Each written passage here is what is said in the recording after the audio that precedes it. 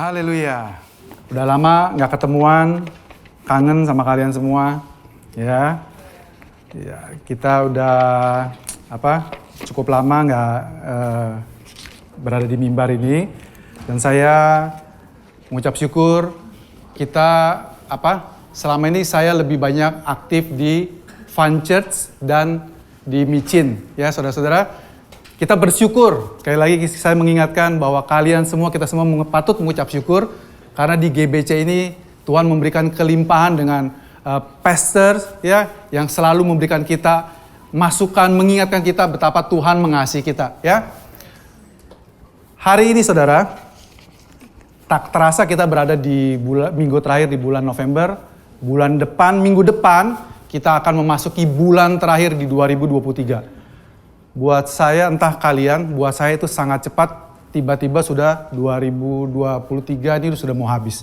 Ya, kita juga sebentar lagi, karena kebaikannya, kita akan pindah ke rumah baru kita. Ya, dalam 2 bulan lagi kita akan pindah ke tempat, 3 bulan lagi kita akan pindah ke rumah baru kita. Dan minggu depan, Pastor Yudi akan memberikan preview, intipan, supaya besok seperti apa rumah baru kita. So, minggu depan kita akan sama-sama menikmati pesta Natal. Jangan lupa ya, datang, ajak teman saudara, seperti tadi Pastor Fedri ajak, oke? Terus, kita mengucap syukur buat tempat baru ini, dan kami dari pastoral mengucapkan terima kasih buat teman-teman semua yang sudah menyumbangkan doa, pikiran, tenaga, dana, waktu, untuk semuanya ini bisa terjadi. Kita percaya, kita mengajak semua bahwa ini adalah rumah kita bersama. Kita mau sama-sama membangun dengan sukacita. Oke, teman-teman? Oke. Tahun ini adalah tahun menikmati berkat-berkat di tanah perjanjian. Ya saudara, yang kitabnya diambil dari kitab Yosua. Tapi saudara, ada hal-hal yang saya mau bagikan kepada saudara. Kita buka di Yosua 13 ayat pertama. Sekarang Yosua sudah tua sekali. Tuhan berkata kepada Yosua, "Kau sudah tua Yosua, tetapi masih banyak daerah yang harus direbut." Saudara, kita sering mendengar ya cerita bahwa Tuhan membebaskan bangsa Israel keluar dari Mesir untuk diberikan kepada tanah perjanjian. Tanah yang Tuhan sudah janjikan kepada Abraham dan keturunannya. Betul saudara? Waktu Musa yang melambangkan hukum Taurat memimpin mereka selama 40 tahun ngider-ngider di padang gurun, bangsa Israel tidak pernah bisa masuk ke tanah perjanjian. Dan Musa sebagai pemimpinnya juga tidak masuk ke tanah perjanjian. Dan Tuhan memilih Yosua untuk menggantikan Musa memimpin bangsa Israel masuk tanah perjanjian. Betul saudara? Musa melambangkan hukum Taurat dan Yosua artinya adalah sama seperti Tuhan Yesus. Jadi nama Yosua dan Yehosua itu sama. Ya saudara, artinya Yahweh menyelamatkan. Perlu Yosua, perlu Yesus yang bisa membawa masuk kita ke tanah perjanjian, saudara. Tapi Yosua yang di perjanjian lama ini, somehow, waktu dia memimpin bangsa Israel masuk ke tanah perjanjian, uniknya, Tuhan sudah bilang sama Yosua, tanah ini sudah aku berikan kepadamu dan keturunanmu. Injak, miliki, nikmati semuanya. Tapi seperti saudara tahu, ternyata bangsa Israel, bahkan orang sekelas Yosua, tidak percaya akan janji Tuhan. Ya saudara? Saudara sering gak waktu saudara dengar sesuatu dari mimbar, Tuhan bekerja buat saudara, Tuhan sudah melakukan segalanya buat saudara, Tuhan sudah mengampuni semua pelanggaran saudara. Saudara, yes amin, yes amin. Tapi sebenarnya ada sedikit rasa, beneran gak sih? Kalau Tuhan memang sudah memberikan semuanya buat kita, kok saya masih mengalami ini? Ada saudara di sini? Gak usah angkat tangan, saya tahu semuanya dari kita mengalami. Ya, saya pun mengalami saudara. Saya percaya pastor semua juga mengalami. Waktu Tuhan bilang, engkau menjadi sembuh, sehat. Karena Yesus sudah dihancurkan tubuhnya supaya semua sakit penyakit kita dia yang serap. Dia yang tanggung. Dia tidak ingin kita hidup dengan penyakit. Dia tidak ingin kita hidup dengan kekurangan. Dia tidak ingin kita hidup dengan penuh kutuk. Saudara, semua sudah diambil oleh Tuhan Yesus. Yes, amin. Semua ada di firman Tuhan. Tapi waktu kita menjalani hidup ini kita bilang, kayaknya Nggak semuanya deh Tuhan. Soalnya saya masih mengalami hal-hal yang tadi barusan dibilang.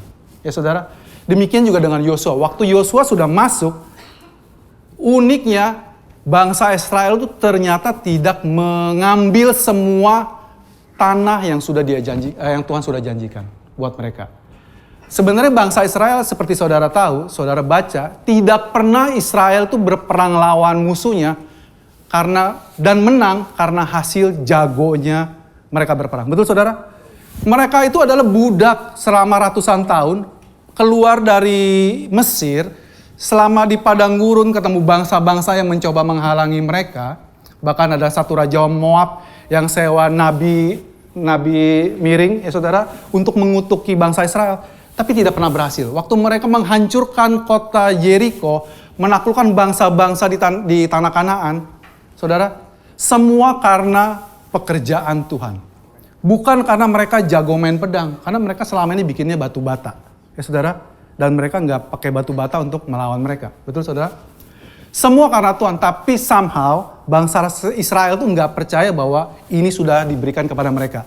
Jadi mereka hidup dalam tanda kutip berdamai dengan musuh mereka di tanah yang dijanjikan Tuhan bersebelah-sebelahan. Ya saudara? Saudara, kita ini, Alkitab menyatakan kita adalah umat yang lebih dari pemenang. Betul saudara? Dulu waktu saya dengar lebih dari pemenang, buat saya itu sesuatu yang maksudnya apa sih? Karena buat kita menang aja sudah senang, betul ya? Oh iyalah, kalau kita ada pertandingan, ada apapun itu, namanya kalau kita menang itu kita udah senang. Tapi waktu kita disebut lebih dari pemenang, itu maksudnya apa sih? Ya, dan kita sudah berulang-ulang kasih tahu bahwa kita adalah umat pemenang. Saudara, saya mau mengambil kisah yang terjadi betul-betul dalam dunia sekuler, kisah tentang Sir Edmund Hillary. Kalau saudara tahu, Sir Edmund Hillary ini adalah orang yang berhasil mencapai Mount Everest pertama kali. Berhasil ekspedisinya. Ketinggiannya itu kurang lebih 8.838 meter dari permukaan laut. Sangat challenging. Jadi ternyata waktu saya baca-baca ini, ternyata ekspedisi ini sudah dilakukan berkali-kali oleh kerajaan Inggris. Karena buat banyak negara, untuk menaklukkan sesuatu dan nancepin bendera di atas pencapaiannya adalah suatu kebanggaan. Betul saudara? Ada orang ke Antartika pertama kali nancepin bendera, ada orang ke bulan pertama kali nancepin bendera. Inggris berkali-kali melakukan ekspedisi ini ke Mount Everest dan gagal terus. Karena cuacanya memang sangat berat sekali, oksigen sangat tipis sekali. Dan Edmund Hillary ini bukan jagoan neon yang naik sendirian dan berhasil mencapainya. Dia perlu pemandu lokal, ya, orang-orang Sherpa. By the way, Sherpa adalah karakter yang ada di panggung bonekanya Van Church. Selama ini saya dengar Sherpa, kayaknya pernah dengar, dan ternyata Sherpa adalah suatu suku di Nepal, perbatasan dengan India dan Tibet, yang memang pekerjaannya, keahliannya adalah mendaki Gunung Everest. Dan salah satu Sherpa ini yang terkenal adalah Norgay, ya. Dia yang memimpin, ini orangnya, dan saudara akan cari di Google nama dia, ya. Saudara akan selalu ketemu foto si Norgay ini sebelah kanan itu senyum terus, giginya kelihatan terus. Nyari dia mingkem itu nggak ada, ya. Nggak tahu spiritnya itu gimana ya. Seneng banget. Ceritanya saudara, si Hillary ini manjat, mendaki gunung, itu di depannya itu selalu si Norgay. Jadi waktu mereka berhasil mencapai gunung itu dan semuanya mempublikasikan, waktu mereka turun, semua wartawan saat itu menginterview si Sir Edmund Hillary. By the way, namanya dikasih nama Sir karena Ratu Inggris itu senang dengan pencapaiannya. Hasil ini dicapai pada waktu penahbisan Ratu Elizabeth II. Hadiah dari mereka buat penahbisan Ratu. Dia dikasih gelar Sir, ya. Hanya ada satu wartawan yang mewawancarai si Norgay itu. Kamu kan sebenarnya yang jalan duluan, betul? Sebenarnya kamu yang naik duluan, sebenarnya kamu yang bisa nginjek puncak itu duluan. Tapi kenapa kamu kasih ke dia, katanya. Pemandu ini cuma bilang, yang bermimpi untuk mencapai gunung ini adalah Hillary, bukan saya. Tugasnya saya adalah untuk membantu dia mencapai impiannya. Ya, saya bilang, wah ini mulia banget, ini kayak Yesus banget. Yesus yang sudah mencapai itu, sebenarnya Yesus yang menang. Kalau dalam hal ini saudara, Yesus yang betul-betul mencapai kemenangannya. Kalau ini kan Sinorgai sebenarnya nggak jadi menang, karena kemenangannya dikasih ke Hillary. Si Edmund Hillary ini menjadi lebih dari pemenang, karena sebenarnya yang menang itu bukannya dia. Yang menang itu adalah orang ini, ya saudara. Tapi ini cuma sekedar ilustrasi saja saudara. Saya mau mengajak saudara semua untuk mengenal yang namanya intertekstualitas. Apa itu intertekstualitas? Ini adalah cerita di perjanjian baru yang berhubungan dengan perjanjian lama. Jadi waktu penulis di perjanjian baru menuliskan suratnya saudara, zaman dulu itu tidak ada yang istilahnya footnote, catatan kaki. Kalau kita sering ya saudara, kalau lihat buku Alkitab saudara, Matius 1 tentang silsilah Tuhan Yesus, di bawah ada footnote-nya. Si Daud ini ketemunya di kitab 1 Samuel misalnya, kayak begitu. Saudara, ada footnote-nya. Waktu zaman para penulis Alkitab ini menulis, dia tidak ada seperti itu. Jadi dia menggunakan referensi dari perjanjian lama untuk menceritakan kisah di perjanjian baru. Bacaan kita hari ini berasal dari Markus 4 ayat 35 dari 4 sampai 41. Saudara, kisah ini ditulis di kitab Markus. By the way saudara-saudara, buat sekedar pengetahuan, para ahli teologi percaya Markus adalah kitab Injil yang pertama kali ditulis di antara keempat. Matius, Markus, Lukas, Yohanes. Markus adalah kitab yang pertama kali ditulis. Kenapa mereka berpendapat begitu? Karena tulisannya sangat sederhana, nggak kelihatan kayak orang pinter. Dan pasalnya cuma pendek, cuma 16.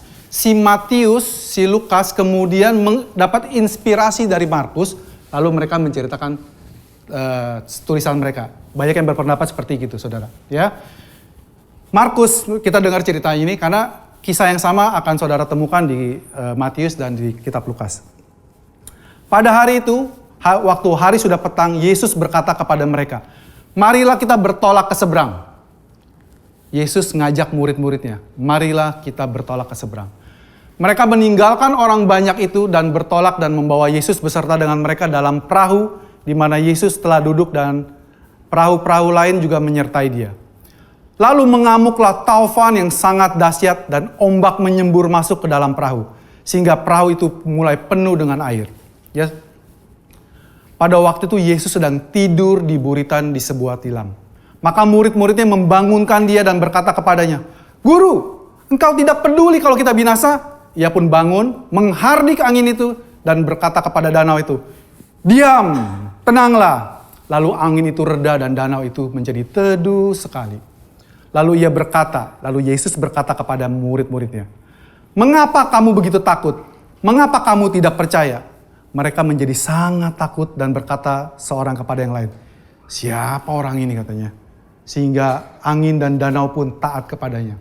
Saudara, cerita ini saudara sering dengar, betul saudara? Cerita waktu Yesus menangani badai. Saya langsung aja karena waktunya gak banyak, kita ikuti satu kisah di perjanjian lama yang sangat mirip dengan kejadian ini. Seperti saya tadi udah kasih tahu, saya percaya di sini walaupun kebanyakan adalah anak-anak Tuhan yang sudah berpuluh-puluh tahun jadi orang Kristen, tapi karena khotbah kita sekarang semua direkam dalam YouTube dan khotbah ini akan eternal sampai selama-lamanya. Kalau kita nanti sudah di rapture, banyak orang-orang yang mulai tahu akan firman Tuhan. Mereka mulai tanya, Yunus itu siapa misalnya? Khotbah ini bisa saudara dengarkan. Ya. Karena gak semua orang familiar dengan cerita Yunus. Oke saudara, kita mulai sama-sama baca. Datanglah firman Tuhan kepada Yunus bin Amitai demikian. Bangunlah, pergilah ke Niniwe, kota yang besar itu. Berserulah kepada mereka karena kejahatannya telah sampai kepadaku. Tetapi Yunus bersiap untuk melarikan diri ke Tarsis, jauh dari hadapan Tuhan. Ia pergi ke Yafo dan mendapat di sana sebuah kapal yang akan berangkat ke Tarsis. Ia membayar biaya perjalanannya, lalu naik kapal itu untuk berlayar bersama-sama dengan mereka ke Tarsis, jauh dari hadapan Tuhan. Lanjut, kita habisin dulu ceritanya ya. Tetapi Tuhan menurunkan angin ribut ke laut, lalu terjadilah badai besar, sehingga kapal itu hampir-hampir terpukul hancur. Awak kapal menjadi takut, masing-masing berteriak-teriak kepada Allahnya, dan mereka membuang ke dalam laut segala muatan kapal itu untuk meringankannya. Tetapi Yunus telah turun ke dalam ruang kapal yang paling bawah dan berbaring di situ dan lalu tertidur dengan nyenyak. Datanglah nahkoda mendapatkannya sambil berkata, "Bagaimana mungkin kau tidur begitu nyenyak? Bangunlah, berserulah kepada Allahmu. Barangkali Allah itu akan mengindahkan kita sehingga kita tidak binasa." Lalu berkatalah mereka satu sama yang lain, "Marilah kita buang undi supaya kita mengetahui karena siapa kita ditimpa oleh malapetaka ini." Mereka membuang undi dan Yunuslah yang kena undi. Berkatalah mereka kepadanya, "Beritahukan kepada kami, karena siapa kita ditimpa oleh malapetaka ini? Apa pekerjaanmu? Dan dari mana engkau datang? Dan dari mana negerimu? Dari mana bangsakah engkau datang?" Sahutnya kepada mereka, ini Yunus ngomong kepada mereka, "Aku orang Ibrani, aku takut akan Tuhan, Allah yang mempunyai langit, yang telah menjadikan lautan dan daratan." Orang-orang itu pun menjadi sangat takut lalu berkata kepadanya, "Apa yang telah engkau perbuat?" Sebab orang-orang itu mengetahui bahwa ia melarikan diri jauh dari hadapan Tuhan. Hal itu sudah diberitahukannya kepada mereka. Saudara, saya hentikan sampai sini. Saudara bisa baca terus sampai ayat ke-17. Jadi saudara, ceritanya itu urutannya itu sangat mirip. Ya saudara, ada 7 kemiripan antara yang Yesus alami dengan murid-muridnya waktu naik perahu dengan cerita Yunus. Yang pertama, mereka berdua sama-sama berlayar naik perahu. Betul saudara? Lanjut. Badai dan ombak besar mengancam keselamatan mereka dan para awak. Ya. Tapi uniknya mereka berdua tertidur saat badai. Ya. Terus sama-sama dibangunkan orang yang ketakutan. Yesus dibangunkan oleh murid-muridnya. Tetapi Yunus dibangunkan oleh nahkoda. Ya. Terus yang satu, Yesus memerintah kepada badai, "Berhenti!" Tetapi nahkoda memerintahkan kepada Yunus, "Apa yang harus kami lakukan supaya badai ini berhenti?" Ya. Setelah perintah itu, setelah Yunus dicemplungkan ke laut, badai pasti berhenti. Ya. Terus akhirnya orang-orang menjadi takut karena keajaiban itu. Betul saudara? Nah, serunya sekarang kita sama-sama belajar pelan-pelan ya saudara. Saudara, kalau kita pelajari, di sini tuh terjadi pengulangan kata. Kalau saudara sering baca Alkitab, saudara akan tahu bahwa setiap kata yang diulang itu sangat penting bagi si penulis. Ada pesan tertentu yang dia ingin sampaikan kepada pendengarnya, pembacanya, dan ini perlu ditangkap. Ya saudara, kata-kata pergilah, berserulah, itu berulang-ulang dikatakan dalam kitab Yunus ini. Dan kata-kata naik maupun kata-kata turun dituliskan berulang-ulang. Saya nggak ada di catatannya, tapi biar kalian ada PR, kalian bisa baca. Kita mulai dari ayat kedua. "Bangunlah, pergilah ke Niniwe, kota yang besar itu, berserulah kepada mereka." Ini adalah ungkapan yang pertama kali, ya saudara. Terus di ayat ketiga, "Tetapi Yunus bersiap melarikan diri." Sebenarnya kata bersiap ini dalam bahasa aslinya sama, bangkit juga, bangun juga, ya, bangun juga dia. Terus lalu naik kapal. Sayang sekali terjemahannya nggak pas saudara. Ya, dalam bahasa aslinya atau saudara bisa lihat King James yang agak literal. Sebenarnya Yunus itu turun ke kapal, ya, bukan naik ke kapal. Hal yang sama terjadi nanti di pasal ketiga waktu Raja Niniwe bertobat.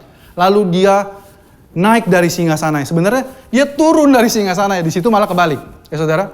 Kenapa? Karena esensi kata naik dan turun itu sangat penting dalam cerita ini, saudara. Saya singkat saja. Jadi waktu Yunus diperintahkan sama Tuhan, "Pergilah ke Niniwe." Yunus pergi nggak saudara? Iya, dia bangun. Dia bersiap. Tapi dia perginya ke Tarsis. Dia menjauh dari Tuhan. Waktu Tuhan ngomong sama kita, pribadi lepas pribadi, Tuhan taruh sesuatu dalam diri kalian. Tentang apakah yang kalian harus kerjakan, karena kita konteksnya ngomongin gereja, apa yang kalian mau lakukan untuk gereja. Kalian tahu bahwa kalian excel in some certain things. Ada orang-orang yang pinternya manajemen, ada orang yang pinternya ngomong, ada orang yang pinternya cari temen, ada orang yang pinternya musik, ada orang yang pinternya multimedia. Saudara udah mulai tahu arahnya kemana ya? Kita lagi recruiting ini, ya. Waktu Tuhan taruh itu sama saudara, Tuhan memanggil saudara. Apakah kita mau jadi seperti Yunus? Yunus waktu disuruh Tuhan, dia menolak pergi. Ya saudara, nanti saya akan kasih tahu saudara kenapa Yunus menolak pergi.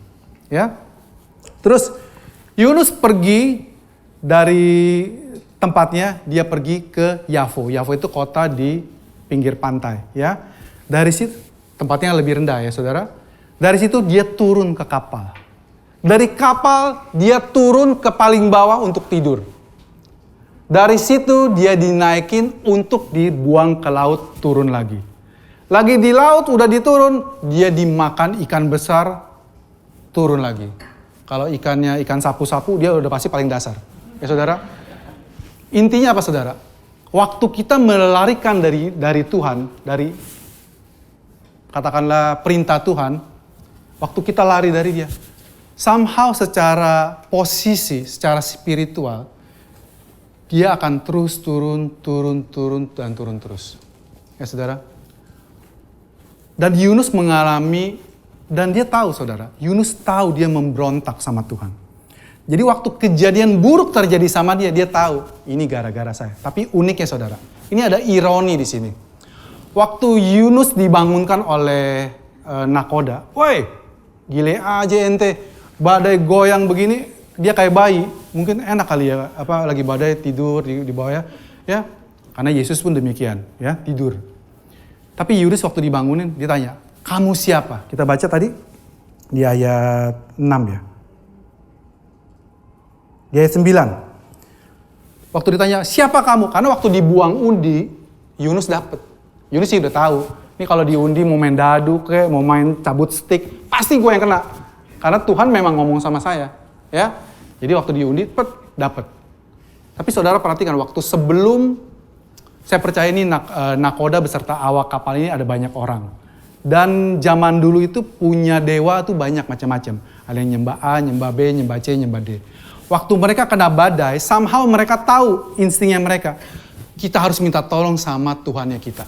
Jadi mereka udah berdoa, Teino kibae, gitu kan semua bersorak-sorak tapi badai nggak reda-reda. Lalu waktu dia ketemu Yunus, woi bro, bangun bro, berdoa kepada Allah kamu. Siapa tahu Allah kamu itu yang betulan Allah dan dia yang bisa menjawab doa kita. Dan Yunus sangat pede. Orang Yahudi itu betul-betul orang Yahudi itu adalah bangsa yang terpilih. Kita nggak tahu kenapa Tuhan milih dia. Tuhan memilih Abraham atas kedaulatannya. Ya saudara, ya of course kita berusaha menjelaskan ya. Oke, karena orang Yahudi itu tinggal di daerah Kanaan nantinya, si Abraham. Nanti dia itu berada di posisi yang sangat strategis. Waktu orang Afrika mau ke Asia, dari Asia mau ke Afrika itu harus melewati mereka. Ini sangat strategis. Dan ini sangat relate sama kita orang Indonesia yang tinggal di antara dua benua dan dua samudra. Betul? Ya. Tapi orang Yahudi itu sangat bangga dengan Tuhan mereka. Dan mereka sangat pede bahwa Tuhan kami adalah Tuhan yang hidup. Ya saudara? Jadi, nah ini ironinya waktu di ayat 9. Kamu itu siapa? Dibilang, aku adalah seorang Ibrani. Aku takut akan Tuhan. Beneran ente takut? Ente disuruh Tuhan yang maha kuasa, disuruh ke sana, kamu malah ke sini. Beneran gak kamu takut? Ya. Kita juga sering begitu ya. We are the beloved God. Beloved child of God. Ya. Kami adalah anak-anak kesayangan Tuhan. Tuhan berperang buat kami. Dia sudah membebaskan kita. Amin. Lompat. Tapi ya seperti saya bilang tadi, dalam hati kecil kita sering, itu mah peserlita aja. Hidupnya kudus. Saya maku dis. Gitu kan? Pokoknya kayak begitu. Maksudnya banyak hal yang kita sebenarnya kita nggak yakin, tapi kita di mulut kita lip service, ya. Saya orang yang takut akan Tuhan. Itu ironi yang pertama. Ya. Ya tadi saya bilang takut akan itu buat saya itu namanya pret, ya. Ngomong-ngomong tentang bahasa ini, bahasa Indonesia itu agak unik. Setiap bahasa itu unik, saudara. Ya. Tapi waktu saya nyiapin ini, ini di luar topik ya. Tapi saya mau kasih tahu bahwa kita ini bersyukur bahasa Indonesia itu simple, ya. Orang Inggris tadi bilang, tadi Pastor Lita, misalnya, Bahasa Inggrisnya gini, I don't believe it. I don't think you are telling the truth. Bahasa Indonesianya apa? Pret. Satu kata. Kalau kamu ngomong terlalu gede, kita bilang, pret, beres. Artinya begitu. Ya saudara. Dan bahasa Indonesia itu murah. Nah saudara yang di restoran tahu. Ya. ST 3.000, betul? Bahasa Inggris, iced tea, minimal 10.000. Sweet iced tea, ya 10-15 ribu ya. Tapi kalau es teh manis paling 5.000. Bahasa Indonesia itu bahasa yang terjangkau, saudara. Ya, waktu kita membaca Alkitab, Tuhan pengen kita ngerti dengan konteks kita. Ya, kalau Inggris kita pas-pasan, janganlah kita Ibrani-Ibranian, Yunani-Yunanian. Ya, pakai bahasa kita, bahasa yang nyambung sama kita, relate sama kita. Ya, saudara. Dan saudara mesti ngerti siapa yang diajak ngomong. Dan kita, ini juga sama. Kalau saudara berada dekat daerah rumah saya, dan saudara duduk di suatu kantin, ya, lagi makan gitu ya, terus saudara nguping nih, ada encing-encing ngomong nih, ibu-ibu nih, ada 4 orang ngomong-ngomong. Lu tinggal di mana sekarang? Gue sekarang di Amerika. Ntar sore gue mau ke rumah anak gue di Eropa, katanya. Ya, terus ntar malam mau ke rumah ipar di Australia. Terus kita yang dengar, beleguk, sombong banget gitu kan. Karena saudara nggak kenal, ya. Tapi kita punya saudari di sini kenal pasti. Itu karena adanya di Green Lake. Di Green Lake itu dia punya klaster Australia, klaster namanya Amerika. Jadi waktu kita ngerti mereka, oh dia ngomong begitu itu karena cuma beda klaster. Make sense. Kalau kita nggak ngerti, kita akan bilang, ya orang sombong banget, mau gua jejek gitu kan. Ya, gitu saudara. Waktu kita baca Alkitab, saya rindu, Tuhan rindu. Kita semua ngerti konteksnya, ngerti, jadi mulai paham. Now I see. Now it relate to me. Ya saudara? Oke. Jadi si Yunus ini kagak mau untuk pergi. Saudara, apakah Yunus valid alasannya dia gak mau pergi? Saudara tahu kemana Yunus disuruh pergi sama Tuhan? Niniwe. Saudara tahu gak Niniwe itu apa? Niniwe itu adalah ibu kota Asyur. Asyur itu adalah kerajaan yang akhirnya nanti akan menghancurkan Israel Utara. 10 suku itu. Dan membawa mereka dalam penawanan. Ya, duluan dijajah sebelum Babel akhirnya. Ya saudara. Asyur itu terkenal dengan kekejamannya. Kalau saudara, saya dengar-dengar baca-baca saudara. Asyur itu punya SOP kalau perang. Waktu dia berhasil membunuh lawannya, mereka tuh harus dimutilasi, dicincang, disate, disulap, dipajang di jalanan untuk memberikan efek ketakutan buat musuh-musuhnya. Kalau kamu lawan saya, ini hasilnya. Ya, jadi kita bisa kalau kita ngerti ini, kita mulai bersimpati, berempati kepada Yunus. Iyalah, kita juga nggak usah jauh-jauh. Pastor Yudi misalnya, Yudi anakku, ya Tuhan misalnya ya, pergilah ke si A. Musuh besarnya Pastor Yudi.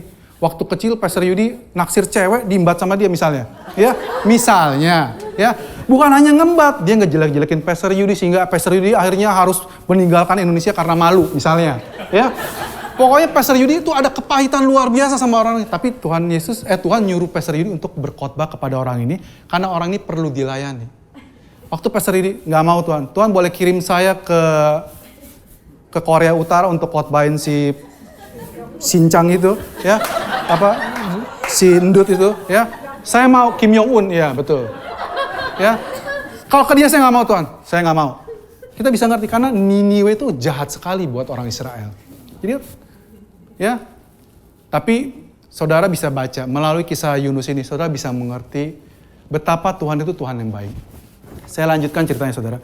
Jadi ceritanya waktu Yunus tadi kan setelah dibuang di undi, dia kena dibuang ke laut. Laut menjadi tenang. Dan semua orang, aja gila ini berarti Tuhannya dia itu Tuhan yang benar. Orang mana tadi? Orang Ibrani. Saya percaya mulai saat itu mereka jadi percaya kepada Yahweh, orang Israel. Saudara. Ya. Terus singkat cerita Yunus dimakan ikan selama 3 hari, 3 malam. Dia dimakan dan dia berdoa di dalam. Apakah Yunus bertobat saudara-saudara? Saudara bisa baca pasal 2, dia doa doang. Ya, doa doang. Tapi uniknya kemarin Pastor Yudi ngumpulin kita semua para pengerja, untuk kumpul gathering sama-sama ya, untuk saling kenal ya. menyatukan visi dan sebagainya. Tapi somehow Pastor Yudi ada ngomong tentang Yesua, God saves. Dan itu saya ingat banget di Yunus, di doanya yang terakhir, itu dia ada. Tolong di Yunus 2. Jadi Yunus di dalam perut ikan dia berdoa. Ini di akhir doanya saudara ya. Tetapi aku dengan ucapan syukur akan kupersembahkan korban kepadamu. Apa yang kunazarkan akan kubayar. Keselamatan adalah dari Tuhan. Ini akhir doanya dia saudara. Ya. Kalau buat saudara yang udah lama di GBC, saudara pasti tahu keselamatan itu dalam bahasa Ibrani apa? Yesua. Yesua Yahweh katanya. Ya. Saudara, Yesus itu tersebar di perjanjian lama banyak sekali.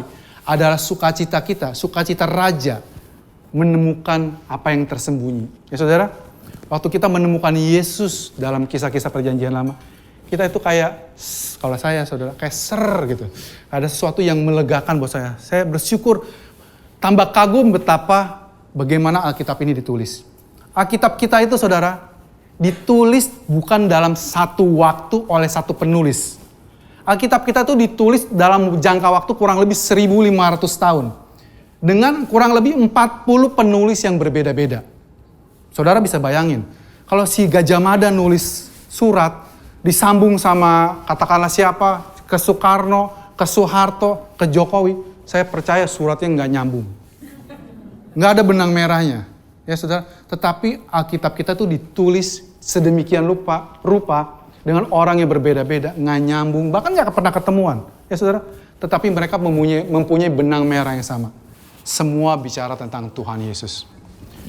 Semua bicara tentang keselamatan yang dari Tuhan.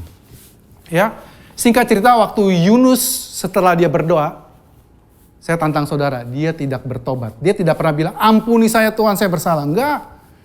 Dia cuma doa aja, ya saudara. Terus singkat cerita dia di hari ketiga dia dimuntahkan. Lalu Tuhan berfirman lagi kepada dia, pergilah ke Niniwe. Mungkin karena dia dibuangnya di sebelahnya Niniwe, jadi dia, ya udah deket. Ya. Jadi singkat cerita yang kedua ini dia nurut, dia jalan ke Niniwe. Kita baca di pasal ketiga. Yunus ini ceritanya seru saudara. Saudara kalau mau ulang lagi di rumah, baca cuma 4 pasal, dikit. Ya. Pertobatan Niniwe. Datanglah firman Tuhan kepada Yunus untuk kedua kalinya demikian. Saudara, kalau saudara menolak perintah Tuhan yang pertama, Tuhan akan ngomong lagi yang kedua. Ditolak lagi, Tuhan kita sabar. Ketiga, keempat, sampai kita taat. Ya. Bangunlah, pergilah ke Niniwe, kota yang besar itu, dan sampaikanlah kepadanya seruan yang kufirmankan kepadamu. Bersiaplah Yunus, lalu pergi ke Niniwe sesuai dengan firman Allah. Niniwe adalah sebuah kota yang mengagumkan besarnya, 3 hari perjalanan luasnya. Mulailah Yunus masuk ke dalam kota itu sehari perjalanan jauhnya lalu berseru, 40 hari lagi, maka Niniwe akan ditunggang balikan. Lanjut. Orang Niniwe percaya kepada Allah, lalu mereka mengumumkan puasa dan mereka, baik orang dewasa maupun anak-anak, mengenakan kain kabung. Setelah sampai kabar itu kepada raja orang Niniwe, kota Niniwe, turunlah ia dari singgasananya. Nah ini mestinya naik ya saudara ya. Ditanggalkannya lah jubahnya, diselubungkannya kain kabun, lalu duduk di abu. Lalu atas perintah raja dan para pembesarnya orang memaklumatkan dan mengatakan di Niniwe demikian. Manusia dan ternak, lembu, sapi, dan kambing domba tidak boleh makan apa-apa, tidak boleh makan rumput, dan tidak boleh minum air. Haruslah semuanya manusia dan ternak berselubung kain kabung dan berseru dengan keras kepada Allah, serta haruslah masing-masing berbalik dari tingkah lakunya yang jahat dan dari kekerasan yang dilakukannya. Siapa tahu, mungkin Allah akan berbalik dan menyesal, serta berpaling dari mukanya yang menyala-nyala itu, sehingga kita tidak binasa. Saudara, singkat cerita, Yunus dalam tanda kutip taat, dia jalan ke Niniwe. Ini yang saya percaya, dia keliling kota itu. Gede banget, 3 hari jalan. Dia 3 hari jalan terus. Ya. Setelah itu dia masuk ke dalam kota selama sehari perjalanan, terus dia bilang apa? Dia mulai berkhotbah katanya. 40 hari lagi kota ini akan ditunggang balikan. Terus dia pergi. Saudara, coba kita mulai berada di tengah kota Niniwe. Ada orang bajunya aneh, kita tahu ini orang Ibrani lewat. Terus dia bawa tongkat, kelihatannya dia nabi nih ya. Terus dia berfirman begini, 40 hari lagi, kota ini akan ditunggang balikan Tuhan. Terus dia pergi. Terus kita gimana? Ya kan? Kalau kita GBC ibadah tersingkat, Pastor Yudi naik. Saudara-saudara, 40 hari lagi kalian akan ditunggang balikan. Terus dia turun. Karena jemaat GBC lagi hancur mina, berantakan, dosa di mana-mana. Ya, Pastor Yudi ngomong begitu doang. Terus Pastor Yudi turun. Kira-kira ada hasilnya nggak, saudara? Saudara, dalam bahasa Ibrani, dalam bahasa Indonesia panjang ya. 40 hari lagi kota ini akan ditunggang balikan. Ya 7 atau 8 kata ya. Dalam bahasa Ibrani cuma 5 kata. Ya, 5 kata tok. Grace ya. 5 kata tok. Terus dia pergi. Tapi ajaibnya semua orang di situ langsung, kita berdosa, kita harus bertobat. Terus mereka mulai bertobat ya. Sampai berita itu sampai ke raja mereka. Raja yang bengis ini, saudara jangan bayangin rajanya kayak melambai begini. Rajanya itu raja yang bengis ya. Begitu dia dengar, ada orang Ibrani datang bilang kotanya akan ditunggang balikan. Woi, bertobat semua, pakai kain kabung, berpuasa. Kalau kamu perlu berpuasa, saya juga berpuasa. Bahkan bukan hanya manusia yang berpuasa, ternak pun berpuasa. Gak pernah kan di Alkitab ada binatang berpuasa? Di Yunus ada, saudara. Semua harus berpuasa. Dan saya baru sadar, bahkan dibilang pakai kain kabung. Saya nggak bayangin sapi ada kain. ya, mungkin itulah awal anjing-anjing pakai baju itu mungkin awalnya dari Niniwe. Ya, kalau kalian yang ada bisnis baju-baju anjing, kasih merek Niniwe kayaknya bakalan laku. Ya, terus ajaibnya begitu. Terus apa yang dilakukan Yunus? Saya nggak sertakan di sini, saudara. Di pasal 4 Yunus itu naik ke gunung. Haleluya. Saya sudah khotbah, saya udah melaksanakan perintah Tuhan.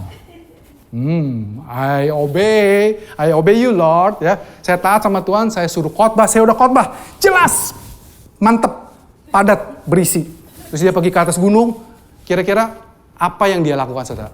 Saya percaya dia tahu cerita Abraham dan Lot.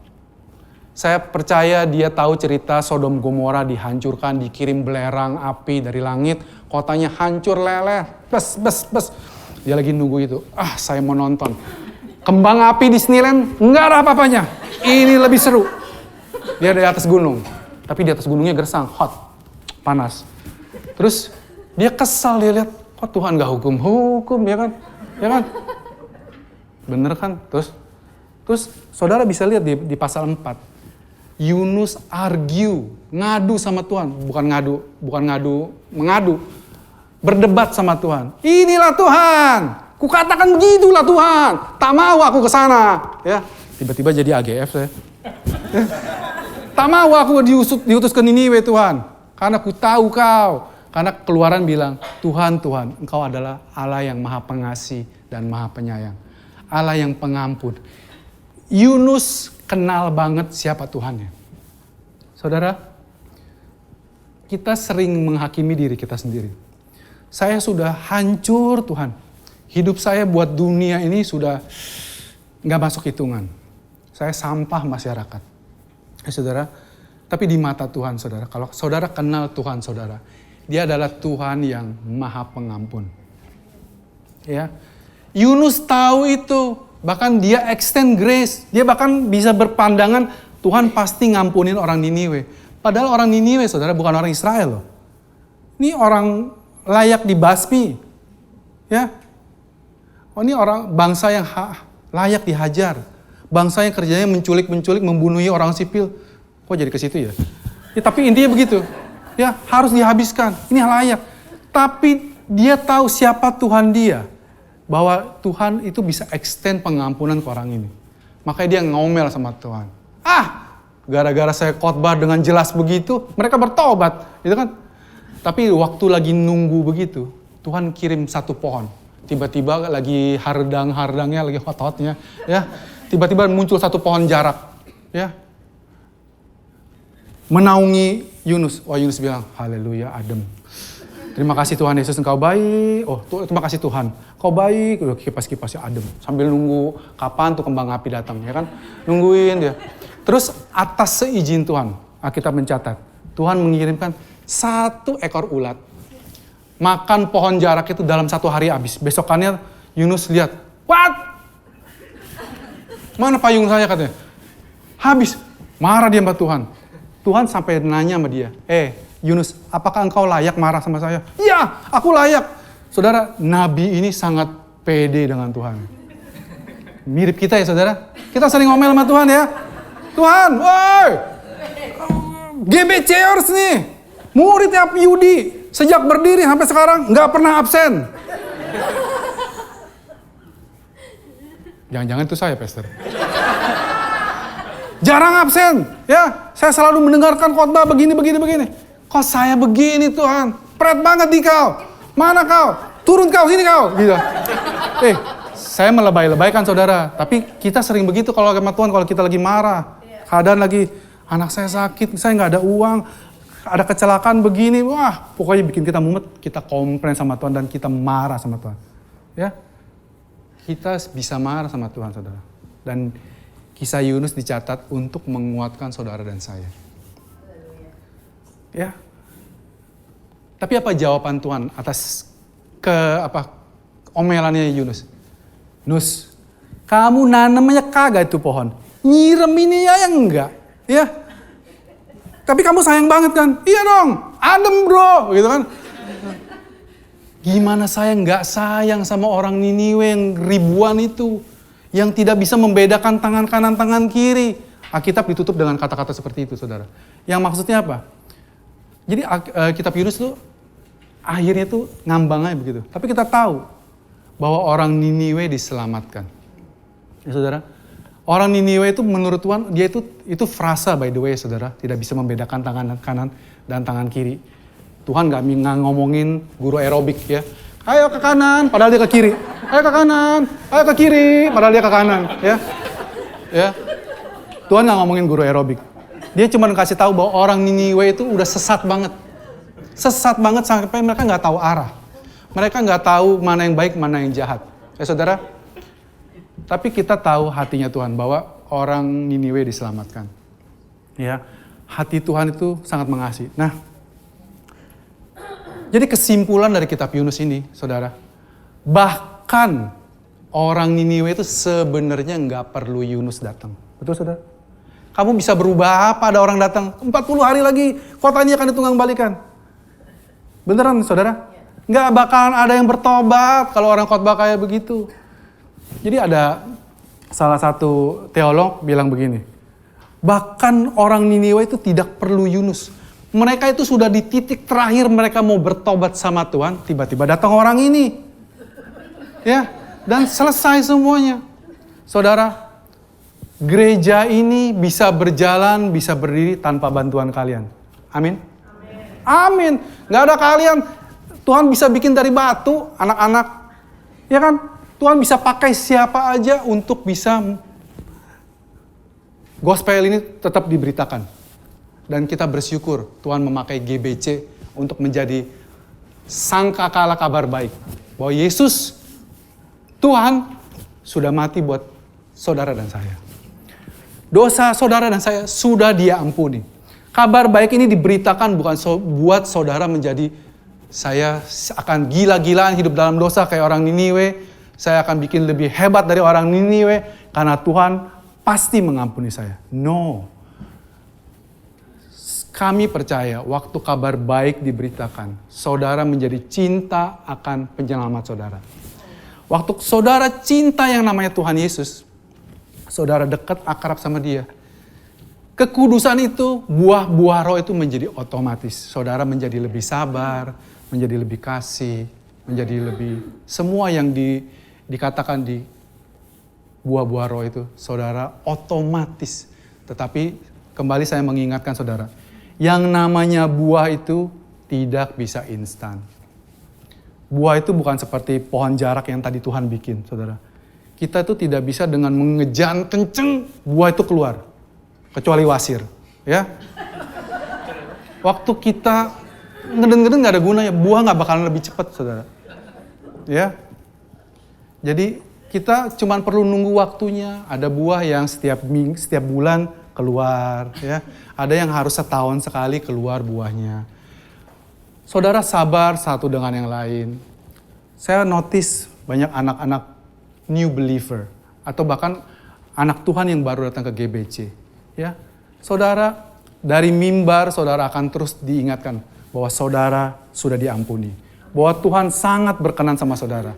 Dan kami, teman-teman, mari kita saling bersabar. Melihat buah-buah yang kita rindukan itu terjadi dalam anak-anak Tuhan muncul. Ya saudara, kita akan melihat orang yang tadi nggak sabaran, suatu hari nanti dia akan sabar. Amen. Tapi jangan diomongin terus, tadi dia jadi nggak sabar. Berubah dong, pasti nggak sabar. Ya saudara, ya. Kita perlu bersyukur kalau Tuhan memakai kita, memilih kita. Waktu Tuhan kasih beban itu, bro, apa yang bisa kamu berikan buat rumah Tuhan? Ya, kamu punya keahlian, punya ini, berikan buat Tuhan. Ya, ajak. Kita mungkin sering ingat tentang talenta, perumpamaan talenta. Oh, ada orang yang dapat 5 talenta, ada orang yang dapat 2 talenta, ada orang dapat 1 talenta. 1 talenta mah kecil. Betul saudara ya? Kita pikir begitu ya. Saudara tahu, 1 talenta itu seberapa besar? Buat kita kecil karena perumpamaannya 5, 2, dan 1. Buat saudara yang nggak tahu perumpamaan ini, nanti baca di kitab Injil ya saudara. 1 talenta itu beratnya kurang lebih 30-an kilo perak. Ini kalau ngomongnya talenta perak saudara. Ya, seperti kita ketahui upah orang pekerja, upah menegak, ya pokoknya minimum wage-nya, upah hariannya orang Yahudi pada zaman Yesus adalah 1 keping perak, 1 dirham. Ya, 1 talenta itu kurang lebih 3.000 keping. Jadi upahnya 3.000 itu kurang lebih 8 tahun kerja. Saya salah itu nggak? 300? Ya, kurang lebih 8 tahun kerja lah. Saudara, 1 talenta itu kurang lebih 8 tahun gaji kalian. Ya kecil saudara. Kalian pikir kalian punya kerajinan, saudara ngeberesin bangku. Kebetulan kita bersyukur di sini bangku nggak diberesin sama jemaat. Ada orang yang membantu kita, ya. Tapi banyak hal-hal lain, menyiapkan makanan, ushering dan sebagainya. Saya percaya semua dari kita bisa membantu. Saya pakai kata membantu kayaknya agak aneh. Karena ini rumah kita saudara. Kalau kalian di rumah kalian, ada yang kotor pasti kalian bersihin. Bukan saya bilang, Mbak, gue bantuin dulu nih ya Mbak. Gue bantuin dulu nih Mbak. Buang sampah nih Mbak. Enggak kan saudara? Karena rumah kita otomatis. Bener gak sih saudara? Ya, di rumah kalian kan pasti begitu. Misal, becek, ada yang numpain gelas.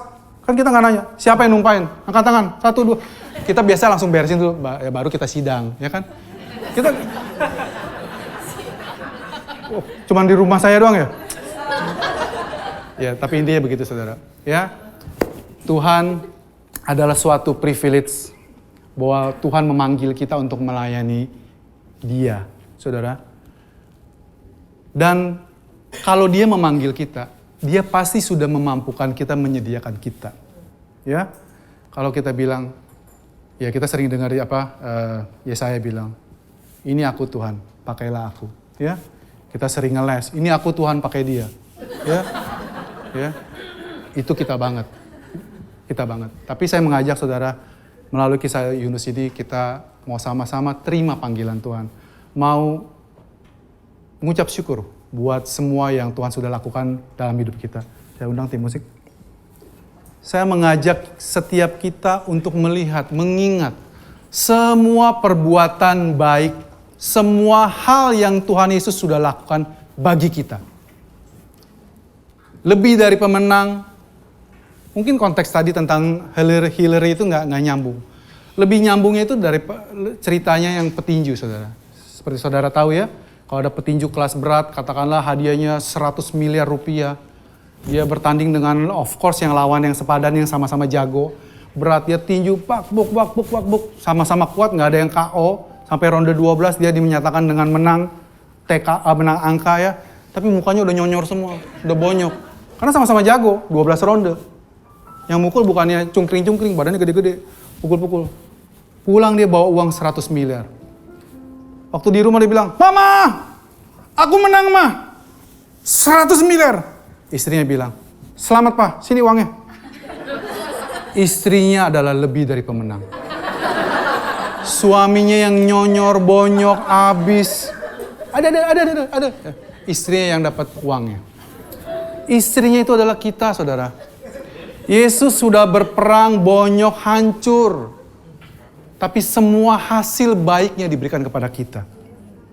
Saudara, ada kebenaran dalam cerita ini, saudara. Yesus dia mati muda supaya kita berumur panjang. Saudara kalau punya keluarga riwayat dan saudara merasa ada kutuk dalam keluarga saudara. Saya punya kutuk. Selalu ada yang mati muda. Saudara bisa patahkan. Yesus mati muda supaya saya dan keluarga berumur panjang. Kalau kita punya penyakit yang menahun, gak sembuh-sembuh. Dan kita menganggap itu sebagai suatu normal. Sudah dari sononya. Usia segini memang layak kalau dengkul bunyi krit-krit. Normal, dunia mengakuinya. Kita bilang, karena Yesus sudah sakit, menerima semua sakit penyakit. Hak kita untuk menjadi sembuh. Saudara, Yesus itu gak perlu dicambuk dulu untuk disalib. Saudara tahu? Yesus bisa istilah langsung direct disalib untuk mati. Tetapi Tuhan membuatnya. Dia harus melalui pencambukan itu. Dan uniknya di gospel itu, di Injil itu saudara, pencambukan ini ceritanya gak banyak loh. Saudara akan sulit nyarinya. Penyalipan banyak. Lebih jelas, panjang ceritanya. Cambuk ini somehow tersembunyi saudara. Tapi biar ini menjadi suatu kebenaran buat saudara. Membebaskan saudara. Bahwa semua luka-luka di badan Yesus. Gigi, mata, apapun pendengaran saudara. Organ dalam saudara terima bahwa adalah hak saudara untuk menjadi sehat dan sembuh. Yesus ditinggalkan semua yang mengasihi dia. Hanya satu Yohanes, mamanya dan beberapa murid yang gak terkenal. Ya, semua yang jagoan-jagoan itu, si Petrus, Andreas, yang doa bareng-bareng, hilang semua. Ya, saudara. Supaya kita selalu dikelilingi oleh saudara-saudara, teman-teman yang mengasihi saudara. Kalau saudara punya musuh, sama keluarga dimusuhin, sama teman dimusuhin, di tempat kerja dimusuhin, dan saudara berpikir, ini garis nasib saya. Pret bilang, Yesus sudah menebus saya dari semua ini. Ya, saudara, mari saudara, iman timbul dari pendengaran. Pendengaran akan firman Kristus. Karena saudara sudah mendengar kebenaran firman Kristus, iman timbul. Mari saya ajak saudara untuk menerima tubuh dan darah Kristus. Terima kasih Tuhan Yesus. Buat tubuhmu yang sudah diserahkan buat saya. Tubuhmu sudah dihancur-hancurkan Tuhan. Supaya saya utuh. Engkau ditinggalkan sendirian Tuhan. Supaya kami tidak pernah sendirian. Engkau mati dengan tubuh yang berantakan. Supaya kami menerima pemulihan. Hubungan kami diperbaiki Tuhan. Apapun itu. Dengan keluarga, pasangan, anak, teman-teman sekerja, bos, anak buah, teman sekelas, semua orang di sekeliling kamu, tetangga kamu, Tuhan yang pulihkan. Terima kasih Tuhan Yesus, banyak hal baik yang sudah Engkau lakukan buat kami. Dan kami even gak paham Tuhan, dan kami gak tahu Tuhan. Tapi kami mau terima Tuhan, semua yang sudah Engkau lakukan bagi kami. Kami mau terima dengan penuh ucapan syukur. Di dalam nama Tuhan Yesus, mari kita makan saudara.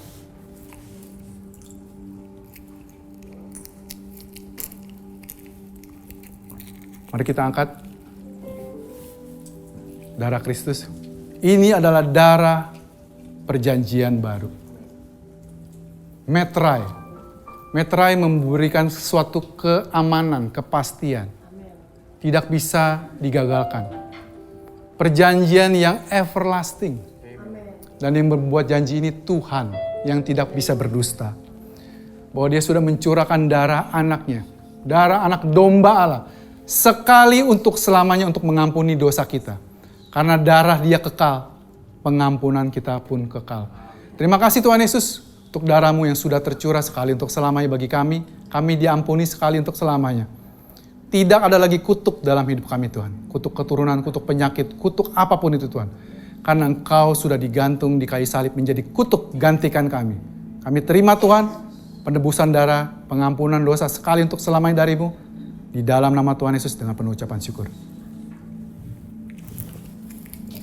Terima kasih Tuhan Yesus untuk tubuh-Mu, untuk darah-Mu yang sudah bersatu dengan tubuh dan darah kami Tuhan.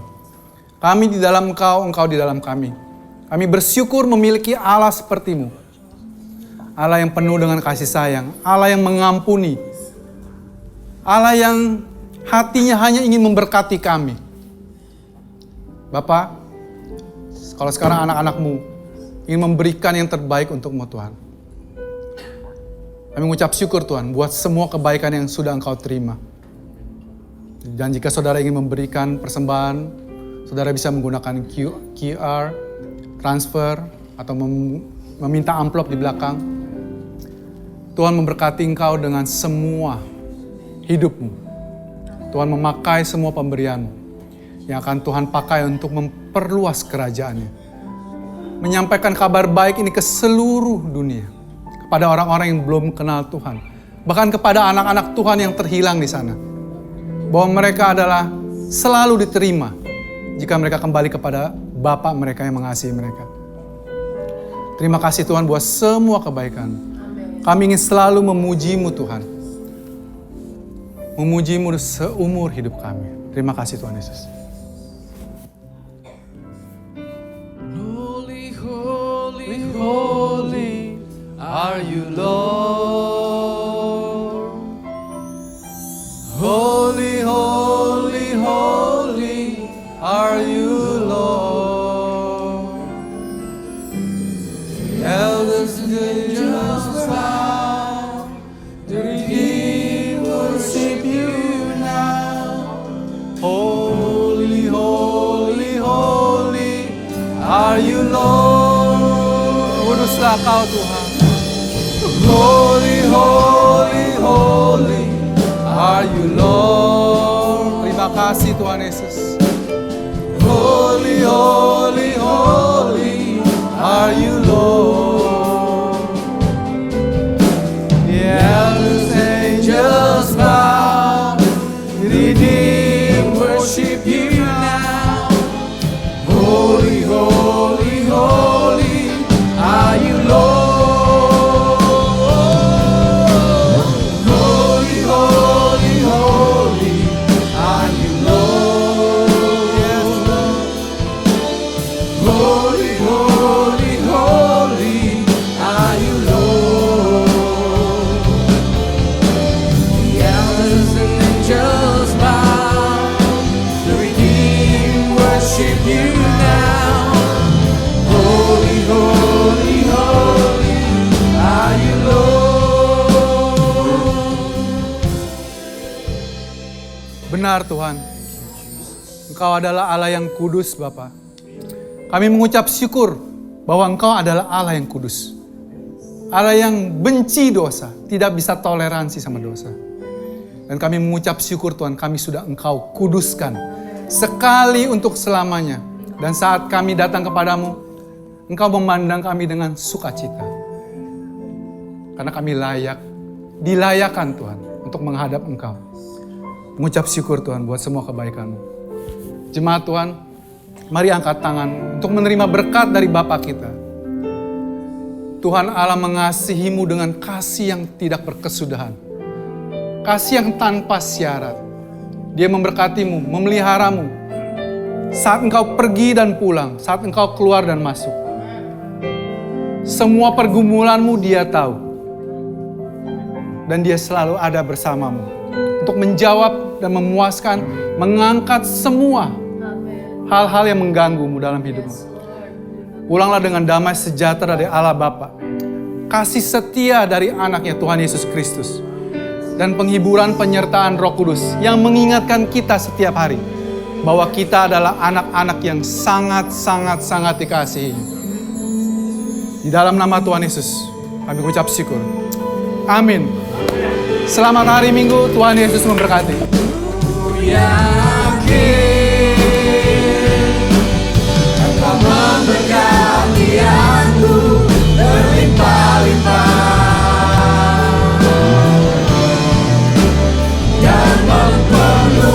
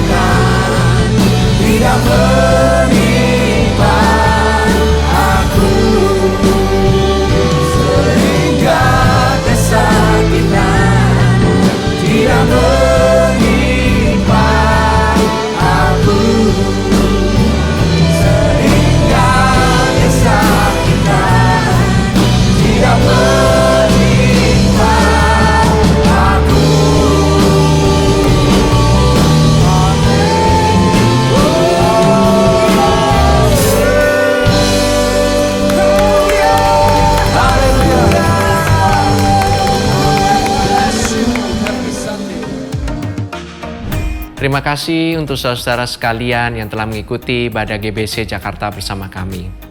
Kami berharap saudara sekalian diberkati dan disegarkan oleh firman Tuhan yang telah disampaikan pada hari ini. Pastikan saudara mensubscribe channel YouTube kami dan ikuti terus update dan informasi GBC Jakarta di akun resmi media sosial kami di bawah ini. Shalom, Tuhan berkati.